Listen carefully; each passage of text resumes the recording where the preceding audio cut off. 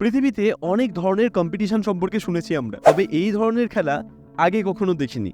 আমরা ফুটবল দেখেছি cricket, swimming, আর্চারির মতো কিছু খেলাও। তবে আপনার কি এইসব খেলার কোনোটাই ভালো লাগে না? খালি ঘরে বসে ল্যাদ খেতে ইচ্ছা হয়? মনে হয় পাঁচবালিশটাকে টেনে নিয়ে চুপচাপ ঘুম দিতে?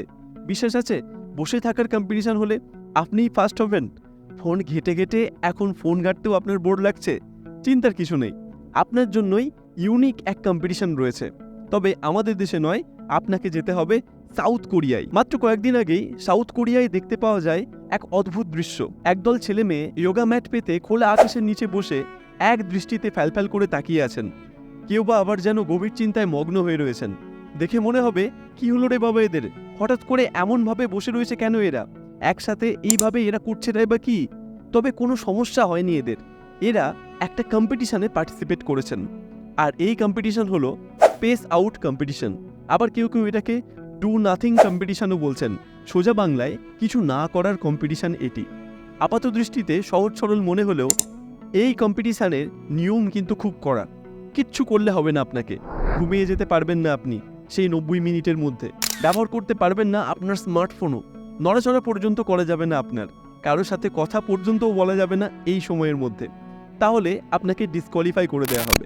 এমনকি আপনার হার্ট রেটও মনিটর করা হবে কম্পিটিশন চলাকালীন। যে কম্পিটিটর কম্পিটিশন চলাকালীন সবথেকে স্টেবল হার্ট রেট বজায় রাখতে পারবেন, তাকেই বিজয়ী ঘোষণা করা হবে। তাহলেই ভাবুন একবার, ফাঁকি দেওয়ার কোনো জায়গাই নেই। চমকের শেষ এখানেই নয়, এই কম্পিটিশনের কারণ জানলে আপনি হতবাক হয়ে যাবেন। আপাত দৃষ্টিতে এই কম্পিটিশনকে অতি সাধারণ এক কম্পিটিশন বলে মনে হলেও এর উদ্দেশ্য কিন্তু অনেক মহৎ। বর্তমান সময়ে আমরা অনেকেই ব্যস্ত হয়ে গেছি স্মার্টফোন ঘাঁটতে, ব্যস্ত হয়ে গেছি অফিসের কাজ নিয়ে। নিজেদের জন্য সময় বার করার মতো সময় নেই আমাদের হাতে এখন। এই পরিস্থিতি থেকে আমাদের বাঁচাতেই এই খেলার শুরু। জীবনের কোনো কিছু না করাও যে এক ধরনের আর্ট, আর নিজের বিশ্রামেরও প্রয়োজন রয়েছে, এই প্রচার করতেই শুরু করা হয় এই কম্পিটিশন। মডার্ন জীবনের ছুটোছুটি আর ক্লান্তি থেকে দুদণ্ড বসে বিশ্রাম নেওয়ারও প্রয়োজন রয়েছে আমাদের, সেটাই মনে করার জন্য এই কম্পিটিশন। সব দিক থেকে বিচার করলে এই কম্পিটিশন আমাদের মানসিকভাবে আরও শক্ত করে তোলে।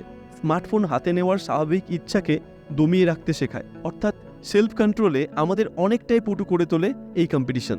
2014 সাল থেকে যাত্রা শুরু, তারপর থেকে ধীরে ধীরে সাউথ কোরিয়ার অনেক শহরে ছড়িয়ে পড়েছে এই কম্পিটিশন, আর তার সাথে পাল্লা দিয়ে বেড়ে চলেছে এর পার্টিসিপেন্টসদের পরিমাণও।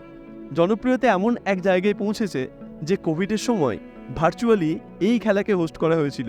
লোকজন নিজেদের কিছু না করার ভিডিও সোশ্যাল মিডিয়ায় পোস্ট করে হ্যাশট্যাগ ব্যবহার করছিলেন স্পেস আউট চ্যালেঞ্জ। সেসব যাই হোক, এবার আসি আসল কথায়।